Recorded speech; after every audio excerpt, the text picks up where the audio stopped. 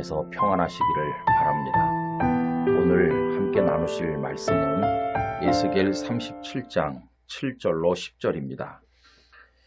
이에 내가 명령을 따라 대언하니 대언할 때에 소리가 나고 움직이며 이 뼈 저 뼈가 들어맞아 뼈들이 서로 연결되더라. 내가 또 보니 그 뼈에 힘줄이 생기고 살이 오르며 그 위에 가죽이 덮이나 그 속에 생기는 없더라. 또 내게 이르시되 인자야 너는 생기를 향하여 대언하라. 생기에게 대언하여 이르기를 주 여호와께서 이같이 말씀하시기를 생기야 사방에서부터 와서 이 죽음을 당한 자에게 불어서 살아나게 하라 하셨다 하라. 이에 내가 그 명령대로 대언하였더니 생기가 그들에게 들어가매 그들이 곧 살아나서 일어나 서는데 극히 큰 군대더라. 아멘. 오늘 함께 나눌 이야기는 비전을 선포하라 하는 것입니다. 에스겔 선지자는 BC 597년에 여호야긴 왕과 함께 바벨론의 포로로 끌려가셨습니다. 그리고 11년이 지난 BC 586년에 그나마 명맥을 유지하고 있던 남왕국 유다가 완전히 패망하여 사라지게 되었습니다. 그러자 포로로 끌려간 백성들은 극도로 절망하게 됩니다. 왜냐하면 그나마 유다라는 남왕국이 명맥을 유지해야 그리고 그 나라가 회복이 되어야 언젠가는 고향에 돌아갈 희망을 가질 게 아닙니까? 그런데 유다가 완전히 멸망해서 없어졌다고 하니 이제 그 희망의 싹마저 잘리다 보니까 이들이 절망하게 된 겁니다. 그런데 하나님께서는 이 절망의 상황에 있는 그들에게 에스겔을 통해서 소망의 메시지를 전하게 하셨는데 그것은 예루살렘이 영광스럽게 회복이 되고 하나님의 성전이 재건될 것을 보여주는 비전이었습니다. 여러분, 그래서 에스겔은 그 하나님의 말씀을 받아서 여러 비전들을 선포하는 사명을 감당하게 되셨는데요. 이 37장에는 특별히 마른 뼈의 환상이라고 보통 부르는 내용이 나와 있죠. 백골이 가득한 골짜기를 보여주시면서 하나님께서 에스겔에게 질문을 하셨어요. 이 뼈들이 살겠느냐? 여러분, 백골이 가득한 골짜기를 바라보면서 그 질문을 받을 때 뭐라고 대답을 할까요? 우리 같으면 불가능합니다. 백골이 어떻게 살아나겠습니까? 이렇게 대답할 것 같잖아요. 그런데 에스겔은 주님께서 하십니다 라고 대답을 했습니다. 다시 말하면 사람의 생각에는 불가능하지만 주 하나님께서 뜻하시면 살아 일어날 줄 나는 믿습니다 라고 하는 믿음의 고백인 셈이죠. 그런데 그 이후에 하나님께서 에스겔에게 아주 독특한 명령을 하나 주시는 겁니다. 그게 뭐냐 하면 마른 뼈를 향해서 말씀을 선포하게 하시는 것이죠. 여러분, 마른 뼈에게 말씀을 선포한들 그게 무슨 결과가 있겠습니까? 그런데 하나님께서는 희망이 없는 곳에 말씀을 선포하라고 하셔요.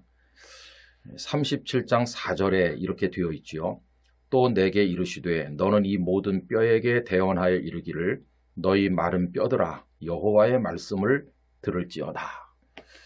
그래서 이제 오늘 본문은 그 마른 뼈들에게 말씀을 선포한 이후에 나타나는 놀라운 결과를 보여주는 겁니다.